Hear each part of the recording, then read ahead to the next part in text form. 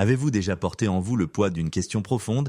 Ai-je trop gâché pour que Dieu puisse encore m'utiliser? C'est une pensée qui s'insinue discrètement, souvent lorsque nous réfléchissons à nos erreurs passées, à nos regrets ou à nos périodes de faiblesse. Peut-être surgit-elle quand vous pensez à un échec que vous ne pouvez effacer, à une relation que vous avez abîmée ou à une promesse que vous avez rompue. Dans ces moments-là, la honte murmure une conclusion funeste. Vous êtes disqualifié. Dieu ne peut absolument pas agir à travers quelqu'un comme vous.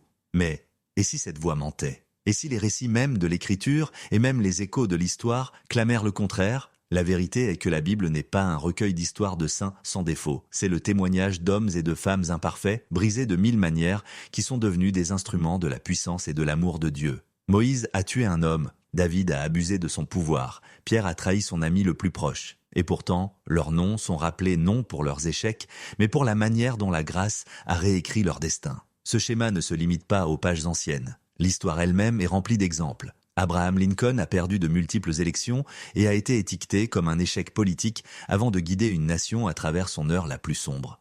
Nelson Mandela a passé 27 ans en prison, rejeté comme un agitateur et une menace, avant de devenir un symbole mondial de réconciliation et d'espoir. Ces hommes, comme les personnages bibliques que nous allons explorer, nous montrent que les débuts brisés n'annulent pas les desseins divins. Alors, pourquoi cela est-il important pour vous? Parce que si Dieu a pu prendre des fugitifs, des ratés, des sceptiques et des exclus, et en faire des leaders, des prophètes et des héros, alors votre passé, aussi lourd soit-il, n'élimine pas votre avenir. En fait, il pourrait bien être la scène même où la puissance de Dieu se révèle le plus clairement. L'histoire de Moïse commence avec du sang sur les mains. Dans Exode 2:12, nous lisons comment il a tué un Égyptien et enfoui le corps dans le sable. Cet acte n'était pas seulement violent, c'était une tentative désespérée de corriger l'injustice à sa manière. Lorsque l'acte fut découvert, Moïse s'enfuit dans le désert, disparaissant pendant 40 ans. Imaginez les pensées qui ont dû le hanter durant ces décennies. Ma vie est finie. Je suis un meurtrier, je suis un lâche. Dieu ne peut absolument pas m'utiliser. Pourtant, lorsque le buisson ardent s'enflamma en Exode 3, Dieu ne parla pas à un leader accompli, mais à un fugitif brisé. Moïse protesta immédiatement. « Qui suis-je pour y aller » Exode 3:11. « Et s'il ne me croit pas » Exode 4:1. « Je n'ai pas la parole facile » Exode 4:10. Excuse après excuse s'échappèrent de ses lèvres, comme s'il tendait à Dieu une liste de raisons de choisir quelqu'un d'autre. Pourtant, Dieu ne retira pas son appel. Il promit simplement sa présence « Je serai avec toi ». Ce que Moïse considérait comme disqualifiant, sa peur, son bégaiement, son passé criminel, devint la toile même où la puissance de Dieu fut déployée. Pharaon tremblait toujours, la mer Rouge se fendait toujours, et une nation marchait toujours vers la liberté. Moïse ne dirigeait pas parce qu'il était sans défaut, il dirigeait parce qu'il s'était finalement abandonné. L'histoire fait écho à ce thème. Considérez Winston Churchill. Avant de devenir le chef de guerre de la Grande-Bretagne, il était considéré comme imprudent, voire un échec politique, surtout après la désastreuse campagne de Gallipoli lors de la Première Guerre mondiale. Pourtant, des décennies plus tard, à l'heure la plus sombre de la Grande-Bretagne, ce fut sa voix, ferme, imparfaite, mais résolue, qui rassembla la nation. Comme Moïse, Churchill nous montre que l'échec ne met pas fin à l'histoire. Parfois, il prépare la scène pour un appel plus grand. Voici la leçon. Votre faiblesse n'annule pas le plan de Dieu. En fait, elle peut vous positionner pour dépendre de lui plus pleinement. Si un fugitif aux lèvres tremblantes a pu faire naître la liberté, alors votre passé, aussi lourd soit-il, ne peut pas réduire au silence l'avenir de Dieu pour vous. S'il y a quelqu'un qui semblait irrémédiable, c'était Saul de Tarse. Acte 8:3 le décrit comme un homme qui cherchait à détruire l'Église.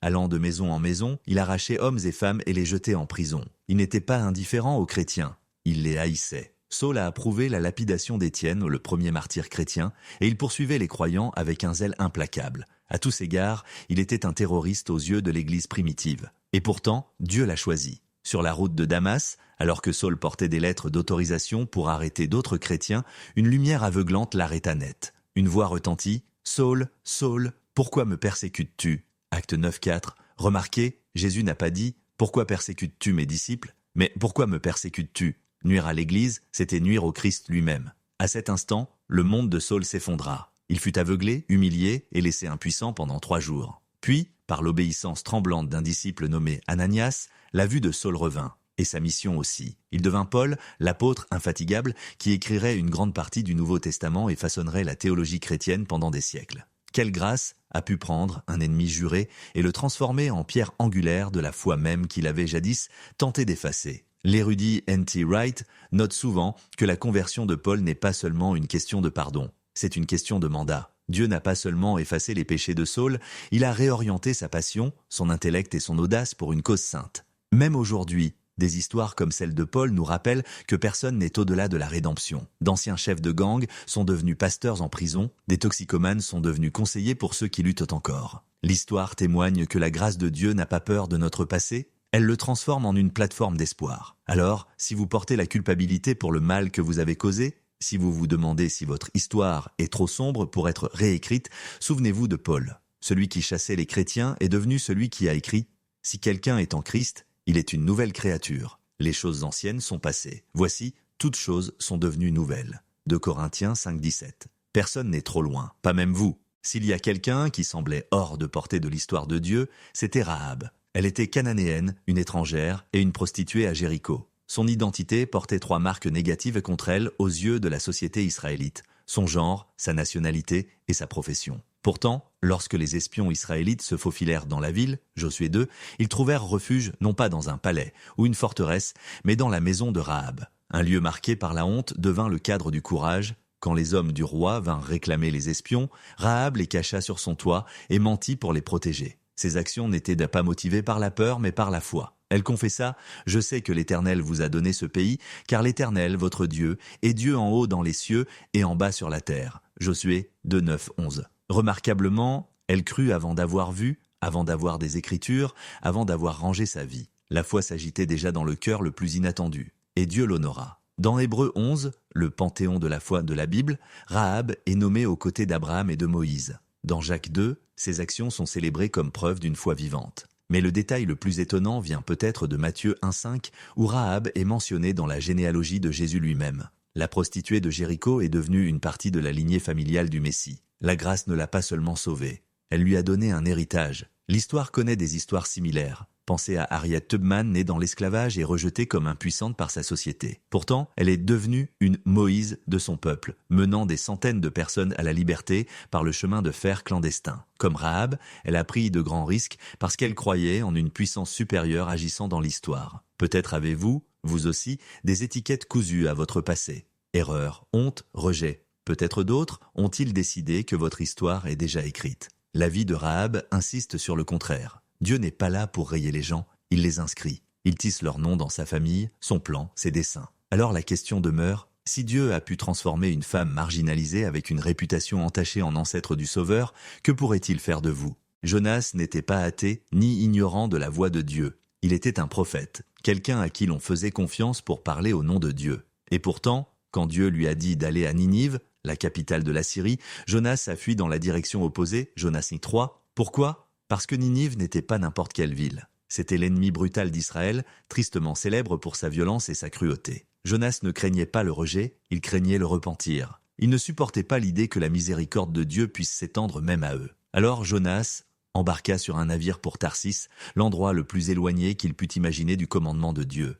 Mais fuir Dieu ne fonctionne jamais. Une tempête survint, l'équipage paniqua, et Jonas sut qu'il était le problème. Il leur dit de le jeter par-dessus bord. Au lieu de se noyer, cependant, Dieu désigna un grand poisson pour l'engloutir. Ce qui ressemblait à une punition était en réalité une préservation. Pendant 3 jours et 3 nuits, Jonas resta dans l'obscurité, priant finalement des mots d'abandon. Et puis, la grâce, le poisson le recracha sur la terre ferme. Ayant une seconde chance, Jonas obéit. Son sermon fut court et direct. Encore 40 jours, et Ninive sera renversée. Jonas 3,4. Pourtant, les résultats furent stupéfiants. Du roi aux gens du peuple, la ville entière se repentit.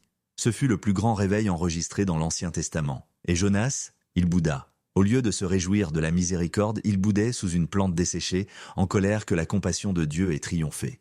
Même alors, Dieu le poursuivit, non pas avec colère, mais avec un enseignement patient. Et moi, je n'aurai pas pitié de la grande ville de Ninive, Jonas 4,11. Jonas nous rappelle que l'appel de Dieu n'est pas annulé par notre réticence. Même une obéissance à moitié consentie peut devenir le terreau d'un réveil, car la puissance appartient à Dieu, pas à nous. L'histoire moderne offre des parallèles, des leaders qui ont jadis résisté à la réconciliation, comme Desmond Tutu face à l'apartheid, ont découvert que le pardon, bien qu'inconfortable, était le seul même où la guérison pouvait croître. Peut-être avez-vous aussi fui, non pas avec vos pieds, mais avec votre cœur. Évitant une conversation difficile, résistant à un appel au pardon, faisant taire une conviction que vous savez vraie. La bonne nouvelle, Dieu n'a pas abandonné.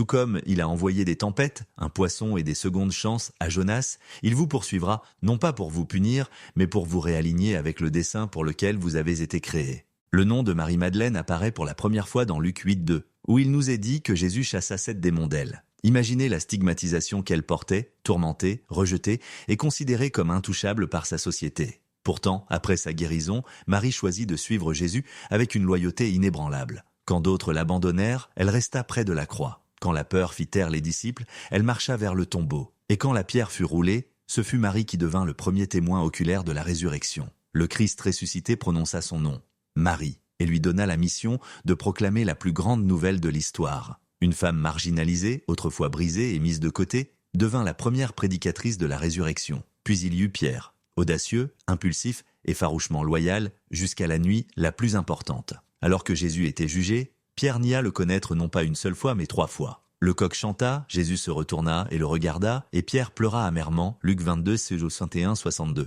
La trahison a une piqûre unique. Ce n'était pas seulement un échec, c'était l'effondrement de l'identité de Pierre. Pourtant, après la résurrection, sur une rive galiléenne, Jésus le rétablit. 3 fois faisant écho au reniement de Pierre, Jésus demanda « M'aimes-tu » Chaque réponse tirait une mission. « Paie mes brebis ». Pierre ne fut pas seulement pardonné, il fut investi d'un leadership. Dans Acte 2, le même homme qui avait flanché devant une servante se tint devant des milliers, proclamant le Christ avec ferveur. Marie et Pierre révèlent tous deux le cœur de la grâce. L'une fut rejetée comme une paria, l'autre écrasée sous le poids de la trahison. Pourtant, Dieu a tissé leur faiblesse dans sa plus grande histoire. La psychologie parle aujourd'hui de croissance post-traumatique, la transformation surprenante qui peut émerger après une profonde souffrance. Marie et Pierre incarnent cette vérité. Leur douleur ne les a pas disqualifiés. Elle les a positionnés pour connaître la grâce plus profondément et aimer plus courageusement. Peut-être vous aussi, vous sentez-vous marqué par votre passé, que ce soit par le rejet comme Marie ou par l'échec comme Pierre. Leurs histoires murmurent l'espoir. Votre moment le plus bas peut devenir le lieu même où Dieu vous confie quelque chose de nouveau. David était le roi, poète et guerrier célébré d'Israël, un homme appelé selon le cœur de Dieu, 1 Samuel 13-14. Pourtant, même lui a trébuché de manière catastrophique. Du toit de son palais, il vit Bathsheba, la prit dans son lit bien qu'elle fût la femme d'un autre, et quand elle devint enceinte, il orchestra la mort de son mari. 2 Samuel 11. Abus de pouvoir, luxure, trahison, meurtre, les péchés de David n'étaient pas de petits faux pas mais de graves effondrements. Lorsque confronté par le prophète Nathan, David s'effondra. Sa confession donna naissance au psaume 51, « Crée en moi un cœur pur, ô Dieu, et renouvelle en moi un esprit bien disposé ». La vie de David nous rappelle que la vraie grandeur n'est pas l'absence d'échec, mais la volonté de se repentir. Les conséquences demeurèrent, mais la miséricorde rétablit sa connexion à Dieu. Puis il y eut Thomas, à jamais étiqueté le sceptique. Après la résurrection, lorsque d'autres affirmèrent avoir vu Jésus, Thomas répondit « Si je ne vois pas dans ses mains la marque des clous, et si je ne mets pas mon doigt à la place des clous, je ne croirai point. » Jean 20, 25. Il ne se moquait pas, il était honnête. Il avait vu les clous, la croix, le tombeau scellé. Croire à nouveau semblait impossible sans preuve. Et Jésus le rencontra là, non pas avec mépris, mais avec invitation. « Mets ici ton doigt, ne sois pas incrédule, mais croyant. » Jean 20, 27. Thomas répondit, par l'une des déclarations de foi les plus claires, « Mon Seigneur et mon Dieu. » Jean 20, 28. David et Thomas nous enseignent tous deux que l'échec et le doute ne disqualifient pas la foi. Ils l'approfondissent. Le repentir peut naître de l'effondrement. La conviction peut naître des questions. Même l'histoire reflète cela. L'empereur Ashoka de l'Inde, autrefois un conquérant impitoyable, se tourna vers une vie de paix et de leadership moral après avoir fait face à son passé sanglant. Sa transformation fait écho au repentir de David et au passage de Thomas du doute à la déclaration. Peut-être portez-vous une culpabilité comme David ou des questions comme Thomas. Sachez ceci, le repentir n'efface pas les cicatrices et le doute ne disparaît pas du jour au lendemain. Mais entre les mains de Dieu, les deux peuvent devenir des portes vers une foi plus humble, plus vraie et plus forte qu'auparavant. Quand nous retraçons ces histoires ensemble, Moïse le fugitif, Paul le persécuteur, Rahab la paria, Jonas le fuyard, Marie-Madeleine la rejetée, Pierre le traître, David le roi déchu et Thomas le sceptique, un fil unique émerge. Dieu les a choisis quand même, non pas parce qu'ils étaient sans défaut, mais parce qu'ils étaient disposés. Leurs faiblesses sont devenues la scène même où sa force s'est manifestée. L'apôtre Paul écrirait plus tard « Ma grâce te suffit, car ma puissance s'accomplit dans la faiblesse. » 2 Corinthiens 12, 9. Ce n'est pas un sentiment poétique, c'est la stratégie du ciel. Dieu ne construit pas son royaume avec des CV impeccables ou des parcours parfaits. Il construit avec des cœurs abandonnés, même lorsque ces cœurs sont marqués, tremblants ou incertains. L'histoire, elle aussi, fait écho à cette réalité. Des figures autrefois considérées comme des échecs ou des rebelles, que ce soit Mandela dans sa cellule de prison ou Lincoln après des défaites répétées, sont devenus plus tard des agents de transformation. Leurs histoires nous rappellent que la brisure, lorsqu'elle est abandonnée, peut devenir le sol où la rédemption grandit. Alors, qu'en est-il de vous? Quelle étiquette avez-vous portée? Trop coupable? Trop faible? Trop tard? Quelle excuse vous a empêché de croire que Dieu pourrait vous utiliser? Si Moïse a pu bégayer son chemin dans l'histoire, si Pierre a pu se relever de la trahison, si Marie a pu passer de paria à témoin oculaire, alors sûrement votre histoire n'est pas au-delà d'être réécrite. La vraie question n'est plus « Dieu peut-il m'utiliser ?» Il le peut déjà. La question est « Vais-je le laisser faire ?» Et peut-être la vérité la plus pleine d'espoir de toutes, la croix ne couvre pas simplement le péché, elle commissionne les pécheurs. Si la grâce a pu transformer leurs histoires, qu'est-ce qui vous fait penser que la vôtre est l'exception?